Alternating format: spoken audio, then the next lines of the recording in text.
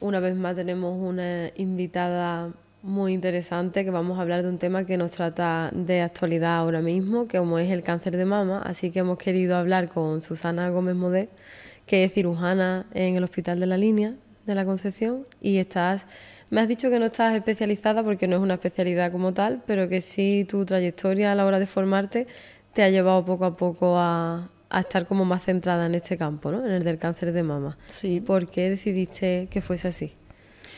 pues la verdad es que desde que la especialidad de cirugía tú tienes que hacerla durante 5 años, te estás formando y ahí pues más o menos vas tocando todos los temas que entran dentro del campo de la cirugía general. Y uno de ellos es la mama. Yo ya cuando me estaba formando en Málaga, la residencia, me atrajo mucho esa patología, ese campo. Y me interesé por él, empecé a hacer cursos, hice varios másteres. También tuve suerte de que cuando llegué a Algeciras se me brindó la oportunidad, porque yo antes trabajaba en el hospital de Algeciras, y con la persona que di, pues se me brindó la oportunidad de formarme cada vez más, un poquito más, y así poco a poco, pues llevo ya un montón de años haciendo esta subespecialidad, o como lo llamemos más o menos. ¿Y qué es lo más difícil a la hora de tratar a mujeres que padecen esta patología? Lo más difícil yo creo que es el primer momento, porque bueno, para la mujer la mama es un órgano muy sensible, también el cáncer de mama es muy frecuente y, y la paciente tiene mucha temeridad cuando llega a la consulta. Entonces yo creo que hay que ser sensible y conectar con ella, porque tienes que ponerte en su lugar. Claro. Y creo que ese primer momento quizás sea lo más duro para ti, porque te enfrentas a darle el diagnóstico y a explicarle. Cuando una paciente recibe el diagnóstico, se viene abajo totalmente. Entonces tú tienes que conducirla, intentar explicarle todo lo que conlleva, cómo se van a hacer las cosas en unos cuantos minutos. Entonces hay que conectar muy bien para que esté tranquila y entienda bien que todo esto está bajo control y que hay que hacerlo poco a poco, un poco que confíen en ti y confíen en lo que se va a hacer. Yo creo que ese es el más duro, cuando la persona ve que tú sabes, que tú la vas a conducir en su trayectoria en este momento, se dejan llevar y ya confían en ti y entonces es más fácil todo. Pero ese momento es muy duro, porque la paciente viene y hay pacientes que no lo saben y tú se lo tienes que decir. Algunas se lo esperan y otras no se lo esperan. La verdad, y ese momento creo que es el más duro. Entonces la relación de confianza con el paciente es importante. Yo creo que es lo que más. Sí, sin duda. Que hemos hablado antes de empezar la entrevista de que cada vez hay más casos en mujeres más jóvenes. ¿Por qué crees tú que se da eso? Bueno, hay muchos factores de riesgo y eso no está demostrado con estudios, que todo el mundo habla que sí, la alimentación, que sí, bueno, las fábricas en general. Yo creo que la incidencia de cáncer de mama no es especialmente mayor en ningún sitio, sino que a nivel mundial aumenta el número de pacientes diagnosticadas, que también creo que es por las pruebas de imagen, que cada vez son mejores. Se hacen a pacientes más jóvenes y las pacientes tienen como más facilidad para acceder a las pruebas, ¿no? Antiguamente era más difícil y entonces pienso que eso tiene que ver, aunque también sea, no sé, la alimentación, los factores de la fábrica o de tóxicos que pueda haber en el ambiente, pero demostrado en estudios que se hayan hecho no hay nada que nos diga esto es lo que está causando que se diagnostiquen pacientes más jóvenes. Pienso que tiene que ver mucho las pruebas de imagen, que cada vez se hacen mejores. Que siempre hay factores de riesgo, ¿no? Como a lo mejor fumar, ¿no? O llevar una mala alimentación, pero no tiene por qué ser una causa directa. Directa, claro. No, causa directa del cáncer de mama tampoco existe como tal. Solo los factores genéticos, que tenga una mutación genética sí que está muy relacionado con el riesgo de padecer cáncer de mama. Ajá. Mucho más si en tu familia, las mujeres de tu familia o las pacientes que han padecido cáncer en tu familia tienen una mutación genética, sabes que el riesgo que tienes tú de padecer cáncer de mama es más alto. Uh-huh. Pero luego es verdad que hay estudios que dicen que el tabaco está relacionado con el aumento, las comidas, pues las grasas saturadas, toda la alimentación de este tipo, pero no es una relación directa completamente, ¿no? Uh-huh. Que vas a comer lo vas a tener. Claro. El tratamiento hormonal también se ha relacionado con el cáncer de mama, pero tiene que ser durante muchos años tomando un tratamiento hormonal y solo está relacionado con un tipo de cáncer de mama. ¿Ah, sí? Sí. Se asemeja un poco al cáncer de pulmón con el tabaco, ajá, que tiene una relación directa, pero no todos los cánceres de pulmón, sino con un tipo específico de cáncer de pulmón. Por el cáncer de mama igual. Las hormonas se relacionan con un tipo específico, no con todos. Cuando hablamos de hormonas hablamos de, por ejemplo, la pastilla anticonceptiva. Exacto, sí. Y también las que se toman en la menopausia, ¿no? Creo que lo comentaste en la charla que diste con la Asociación de los Amigos de la Biblioteca. ¿Y eso es un descubrimiento nuevo? No, eso de relación ya se conoce de hace tiempo. La toma de pastillas anticonceptivas están relacionadas con diferentes riesgos. Uno de ellos es, si la tomas durante muchos años, el efecto acumulativo te puede dar lugar a padecer un cáncer de mama, pero de tipo, está relacionado con las hormonas, los demás no, y hay más. Y también está relacionado con las trombosis, pero claro, como yo expliqué en la charla y suelo decir siempre, y es que es así, vamos, que en la medicina todo es un riesgo-beneficio, entonces hay que sopesar. Siempre claro, cuando vas a tomar un tratamiento, todos los tratamientos tienen sus riesgos, pero hay que sopesar si te merece la pena o no tomarlo. Claro, entonces, es que recientemente hay como una corriente que yo veo, sobre todo en internet, y con mujeres jóvenes, de rechazo a la píldora anticonceptiva por eso, por el tema hormonal. ¿Tú lo recomendarías o crees que pueden haber otros métodos mejores? Claro, también hay otros métodos anticonceptivos de barrera, ¿no? Que no son hormonales. Yo creo que, por ejemplo, si es una paciente, una persona, una mujer que ha tenido en su familia muchos antecedentes de este tipo de cáncer de mama, de tipo hormonal, quizá estaría, en esas personas, estaría bien no tomar ese tipo de anticonceptivos. Pero si en tu familia no hay ningún antecedente y tú tienes la necesidad de tomar una píldora anticonceptiva, ya sea por anticoncepción o sea por otro tipo de tratamiento, por el ovario poliquístico o por el acné o por lo que sea, pues lo toma. No tiene por qué pasar nada. Claro, tampoco está en una relación directa o durante un tiempo. Que no sea a lo mejor muchos años. Muchos años, claro. Yo, por ejemplo, he tomado pastillas anticonceptivas muchos años y yo no sabía que se corría ese riesgo. Ya, por ejemplo, creo que no la voy a tomar nunca más. Claro, pero yo también, de hecho, la he tomado muchos años y estoy aquí metida en este mundo, pero es verdad que es un poquito sopesar tus antecedentes, el riesgo que tú tienes de padecer eso y el beneficio que te puede aportar tomar el tratamiento. Claro. Más o menos casi todo es así, planteárselo de esa manera, vamos. Has dicho que hay distintos tipos de cáncer de mama, que en este caso sería el hormonal. ¿Cada cáncer de mama se afronta de manera diferente? O sea, cada caso es diferente, aunque haya distintos tipos, cada caso en una mujer puede ser distinto. Sí, depende de muchas cosas, de muchísimas. Depende del tipo de cáncer, cómo se afronte, del tamaño del tumor, si la paciente es joven o es más mayor. También depende de cosas que ya nos metemos un poquito más en el tema, más profundizando más, pero si, por ejemplo, los ganglios en la axila que se estudian para estadiar el cáncer, si son positivos o negativos, porque se estudian antes de empezar todo tipo de tratamiento. Depende de muchísimas cosas. de muchísimas. Y a lo mejor hay personas que vienen a la consulta y dicen, pero es que mi familia ha tenido este cáncer y no le han dado esto. Pero es que no es igual. Ni tú eres la misma persona, ni el cáncer es igual. Y también hay estipulado para determinados tipos de cáncer un tipo de tratamiento. Todos los cánceres de mama no pueden recibir el mismo tratamiento, porque digamos que no son sensibles a ese tratamiento, ¿sabes? Dependiendo del tipo, hay que elegir el tratamiento más eficaz para la persona.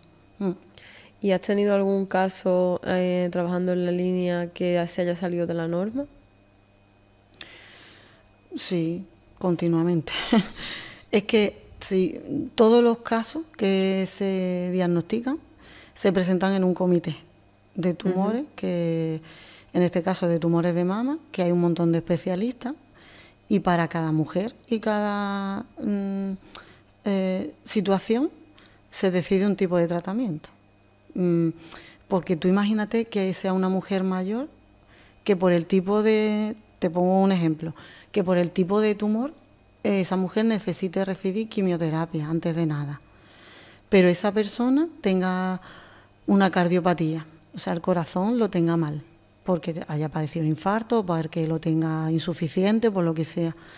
Esa mujer no puede recibir quimioterapia porque su corazón no lo va, entonces el oncólogo no lo ve, decide que no es aconsejable para esa paciente y tenemos que cambiar totalmente de estrategia y tenemos que ir a cirugía primero. Y a lo mejor su tratamiento pues será cirugía y radioterapia, o eso es uno de los múltiples ejemplos. Ahora mismo es que profundizando mucho, pero es que es, por ejemplo, el tema de la axila, ahora mismo del manejo de la axila muy controvertido y hay unos protocolos muy estrictos y otras cositas que podemos salirnos del protocolo porque los estudios que están ahora mismo en marcha parece que van a concluir que se va a hacer otra cosa. Pero todavía no ha concluido. Pero todos los expertos que están haciendo ese estudio te dicen, se va a terminar haciendo esto, que es mucho mejor para la paciente en cuanto a beneficios. Que hay protocolos nuevos, entonces. Continuamente. En cuanto sale un estudio, hacen un montón de estudios y se hacen nuevos protocolos. Entonces te tengo que preguntar obligatoriamente por qué piensas tú del problema que ha habido con el cribado en la Junta de Andalucía, en este caso. Pues es que hay que saber un poco cómo funciona el screening, que el screening lo leen los radiólogos normalmente del hospital donde las pacientes se hacen. Lo leen, quiero decir que estudian la mamografía. Ellos ven la mamografía de la paciente y lo tienen que ver 2 radiólogos. Y esos radiólogos deciden si esa paciente tiene una mama normal, que entonces la siguiente mamografía la tendrían que hacer en 2 años, o si esa paciente necesita estudiarse con otra prueba de imagen porque esa es insuficiente. Y eso se lleva haciendo muchos años, pero claro, si los radiólogos a lo mejor de ese hospital, que pertenece a ese hospital, no dan, digamos, abasto para leer las mamografías de todas las mujeres de esa zona, a lo mejor se leen en otro sitio, un radiólogo que está en otro sitio. Entonces hay que tener una comunicación directa con el hospital al que pertenece esa paciente para comunicar que necesita otra prueba de imagen para poder terminar de estudiar su mama y concluir que esa mama no necesita más cosas que hacer. Pienso o creo, hasta donde a mí me ha llegado la información, que ahí ha estado el fallo. Que si la mamografía la lee un radiólogo y no tiene comunicación con que hay que hacerle una ecografía a esta paciente, o se queda ahí, sí, hay que hacerla, pero se tarda en citar X meses, pues ahí hay un fallo de información. Eso, hasta donde yo sé, creo que es el fallo que ha habido. Tampoco te dicen abiertamente qué es lo que está pasando, aunque tú estés en este mundo.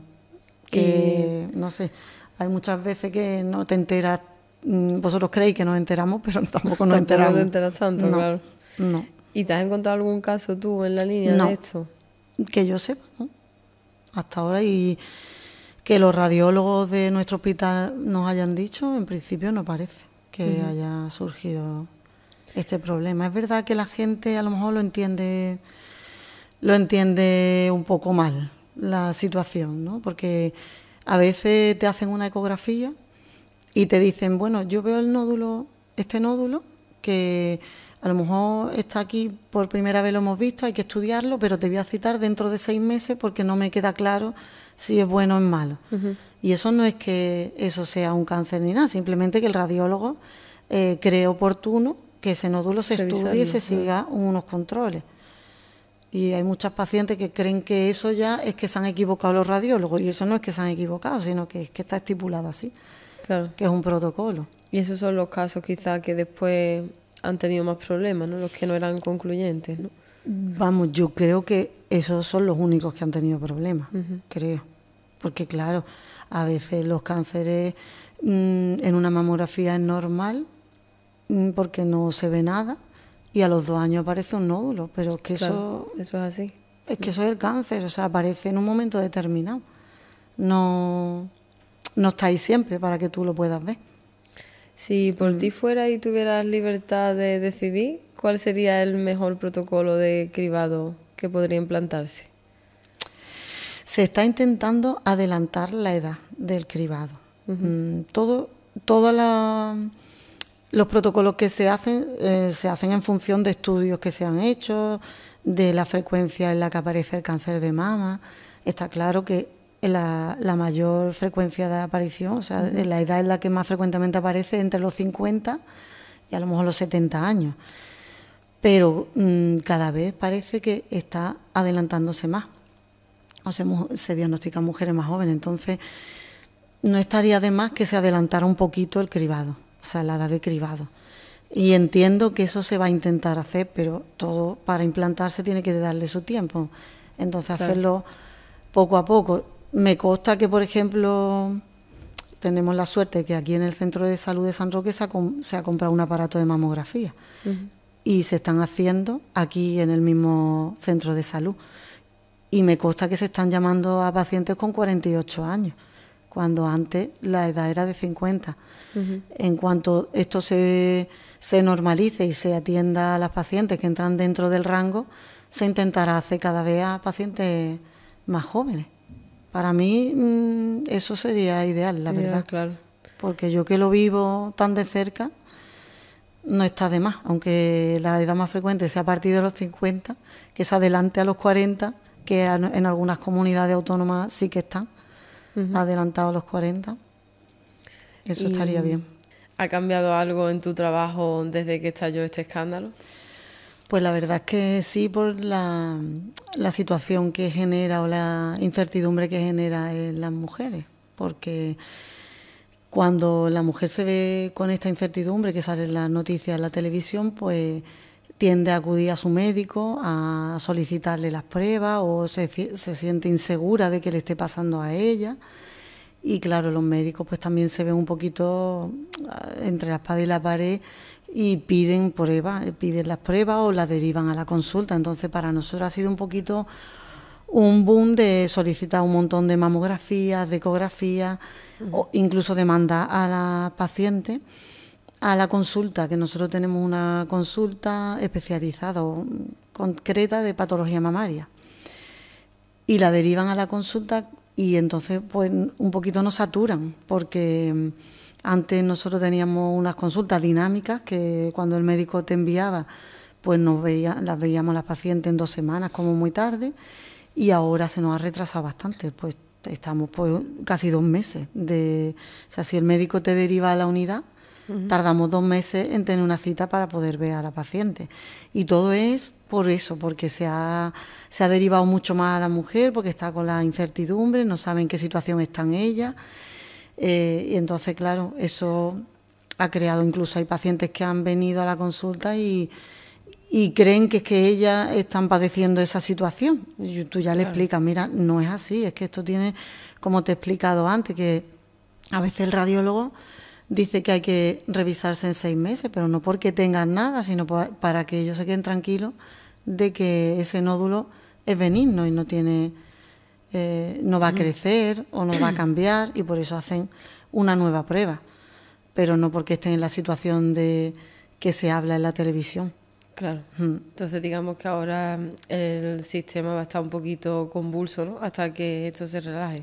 Sí, nosotros hemos tenido que hacer varias reuniones entre los radiólogos y los que llevamos la mama y incluso con los médicos de atención primaria para poner un poquito de acuerdo, ¿no? Y tener claro todos cuáles son los criterios para derivar, cuáles son los criterios de entrada en el programa de detección precoz, cuáles son los criterios para poder venir a la consulta porque tienes antecedentes, para sentar un poquito de nuevo otra vez todos esos protocolos, porque a veces se nos olvidan, los médicos cambian los protocolos y sí que nos ha llevado a tener diversas reuniones para poder centrarnos un poquito y consensuar, que todos estemos de acuerdo y vayamos en la misma dirección. Entonces, ¿hasta qué punto crees que la intervención política os puede afectar o puede ayudar o no ayudar en estos casos? Yo entiendo, a ver, que el que esté en el cargo ponga remedio a esto porque no queda otra. No queda de otra. O sea, tú eres el que maneja la situación y tienes que poner remedio.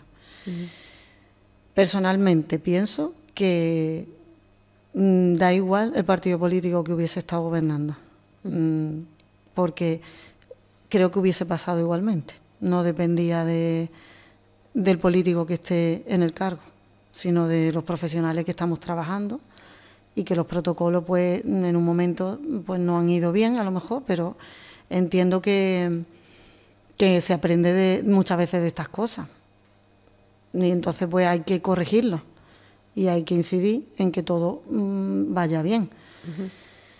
No sé cuántos casos ha podido haber porque eso está un poquito ahí en entredicho. Los casos exactos que realmente se deben a ese error.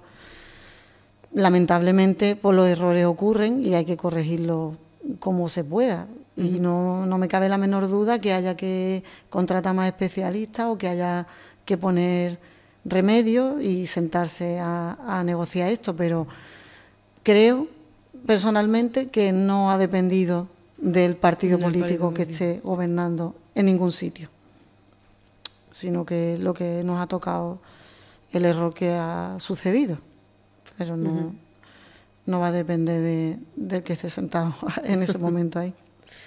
Vale, y a la hora del cáncer de mama, volviendo al tema, ¿crees que es importante ser madre o quizá no es tan importante a la hora de prevenirlo? A ver, el cáncer de mama los estudios dicen que el embarazo te protege contra el cáncer de mama. La lactancia te protege contra el cáncer de mama. Pero ¿por qué? Esto todo, mirándolo a nivel del organismo y fisiológico, es porque el ovario está sin funcionar. No libera estrógeno, que es lo que puede hacer que en un momento determinado te aumente el riesgo de cáncer de mama. Y entonces volvemos a lo mismo de antes. En este caso, el cáncer que está relacionado con estas situaciones es el hormonal. Los demás no estarían relacionados. El cáncer hormonal sí que lo protegería, porque todas las situaciones en tu vida que te lleven a disminuir los niveles de hormonas en tu organismo te van a llevar a proteger contra ese cáncer. Pero el hormonal, los demás no. Entonces, parte de los cánceres de mama sí que te pueden hacer que te proteja el embarazo o la lactancia, sobre todo la lactancia también, porque muchos meses o incluso años de lactancia que estás ahí sin tener la regla y sin ovular, claro, sin que tu ovario funcione, libere los óvulos y funcione a nivel hormonal. ¿Y cuántos tipos de cáncer de mama hay? Pues en principio hay los luminales, se llaman luminales, los que son hormonales. También hay algunos que son mezcla, que tienen hormonas y tienen otro tipo de receptores. Dentro de los luminales hay dos tipos, que dependen de un marcador. Luego está el triple negativo, que es que no en su membrana no tiene ningún tipo de receptor. y otros que son los ERDOS. Nosotros los dividimos ahora mismo en 4 tipos, así a grosso modo en 4 tipos, para tomar decisiones. ¿Y hay alguno que sea peor? A ver, hay uno de los cánceres, que es el triple negativo, que no tiene un tratamiento que esté específico para él. Es decir, el triple negativo se le puede dar quimioterapia. De hecho, el tratamiento, la mayoría de ellos se inician su tratamiento por la quimioterapia, pero porque es una quimioterapia, digamos, estándar, que no es una quimioterapia que esté completamente dirigida, porque no hay un receptor en su membrana, no hay un marcador específico contra el que se pueda dirigir ese tratamiento, como por ejemplo es el ER2, que tiene unos tratamientos súper dirigidos. Entonces, en cuanto a comportamiento del tumor, son un poquito más agresivos los triples negativos y los ER2. Pero claro, tienen sus tratamientos dirigidos a ellos y la mayoría tienen muy buenas respuestas. Entonces, si tú dices, si tuviese un cáncer, ¿cuál querría yo que me tocase? Entonces no lo tendría muy claro, porque vale que son más agresivos en cuanto al comportamiento, pero tienen sus propios tratamientos que están dirigidos especialmente a ese tipo de tumor y tratamientos que tienen muy buena respuesta. Entonces, una cosa compensa un poquito la otra. Claro. Pero digamos que los hormonales, los luminales, son los que tienen un comportamiento menos agresivo. Están relacionados con una supervivencia libre de enfermedad, que así se llama, más larga. Posibilidades. ¿Y hay una media alta de que esos tipos de cáncer pasen a ser metástasis o no es tan común? Pues lo mismo, los cánceres que son más agresivos en cuanto a metástasis son el triple negativo. Por eso es un poquito más agresivo en su comportamiento. Tiende a crecer un poquito más y ser más invasivo y ser como un poquito más rápido en eso. Pero bueno, metástasis puede dar al final cualquier tipo de cáncer de mama, claro. Es que a mí, como persona que no pertenece a la ciencia, me da la sensación de que hay veces que el cuerpo, que una vez que se presenta el cáncer, no responde al tratamiento. Puede ser que sea así, que a veces la persona se dice, no, que la persona tiene que luchar contra el cáncer, pero es que no creo que dependa de la voluntad de cada uno, sino que hay veces que el cuerpo está como más, no sé, que te hablo desde fuera, desde cómo se ve desde fuera, más receptivo a un tratamiento y quizás sí tiene solución, pero hay veces que el cáncer ataca fuerte y por mucho que se intente, no se responde bien a ese tratamiento. Bueno, yo creo que más que la persona básicamente va a depender de su estado basal. Es decir, si tú eres una persona que tiene mucha patología, los tratamientos te van a sentar a lo mejor peor. Entonces, eso se mira también a la hora de poner un tratamiento. O sea, el estado basal, que se dice que es el ECO, que nosotros decimos, hay varios niveles y entonces tú debes de ver en qué nivel está cada paciente y ver la posibilidad que tiene de recibir un tratamiento u otro. Y en función de eso, pues lo das o no. Es lo que te comenté de las personas que tienen a lo mejor cardiopatía y que eso contraindica a veces la quimioterapia. Se valora al paciente cómo es su nivel basal de salud y se decide qué tratamiento va a ser posible o no llevar con ese paciente. Luego hay tumores que desgraciadamente, aunque la mayoría responden a los tratamientos y la supervivencia es altísima, que no responden y avanzan y metastatizan y no hay tratamiento que le valga. Pero es que yo pienso pienso y sé, y es así, que todavía queda mucho por descubrir, lo que pasa que es poco a poco. Claro, porque la investigación es lenta. Hace años el cáncer de mama era uno y ese se trataban todos igual. Ahora mismo cáncer de mama engloba, para mi gusto, o sea, que entiendo que es como diferentes enfermedades que se engloban en una. Pero es que cada tipo tiene un comportamiento, una forma de crecer, forma de responder a los tratamientos, son como diferentes enfermedades. Claro. Y antiguamente era uno, se trataba todos igual, no había tratamientos dirigidos, y pienso que todavía, o sea, de aquí a unos años, pues esto va a ser cambiar y encontrar diferentes cánceres que se llamen diferentes y diferentes tratamientos, claro. O sea, habrá algún cáncer que se comporte de una manera que no conocemos y se le dé un tratamiento que es lo que tenemos ahora mismo. Claro. Pero no responde porque no, a lo mejor no estamos... No sabemos todavía cómo hacerlo, claro. ¿Crees que la inteligencia artificial puede formar parte de esa investigación y ayudar a que se descubra antes? Seguro que sí, vamos, seguro, sí. De hecho, ya en las reuniones y las asociaciones que tenemos, porque hay muchas asociaciones, no de pacientes, sino de profesionales de cáncer de mama y eso, hay muchas, y ya están mandando encuestas por email de cómo creemos nosotros que podemos introducir la inteligencia artificial a nuestro trabajo diario.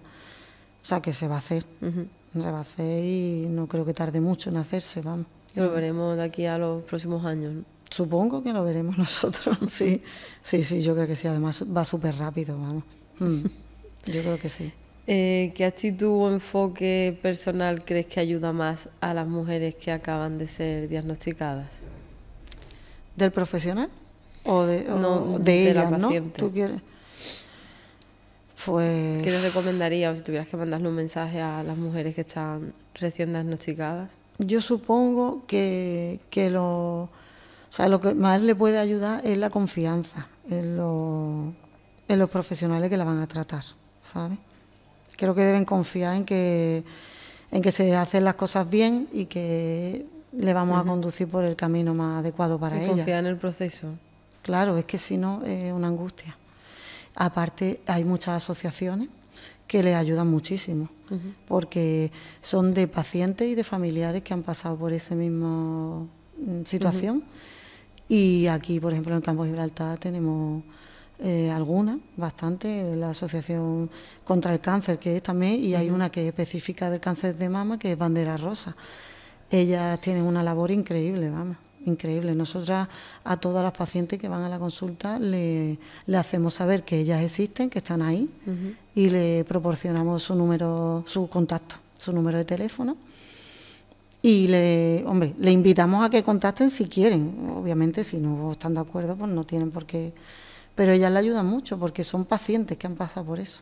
Claro. Y todas las dudas que ellas puedan tener desde el punto de vista de paciente, no de los profesionales, yo le puedo explicar todo a lo que se va a enfrentar, cómo hay que hacerlo, pero la parte más humana, a lo mejor, de cómo afrontarlo en su familia, si tienen niños pequeños.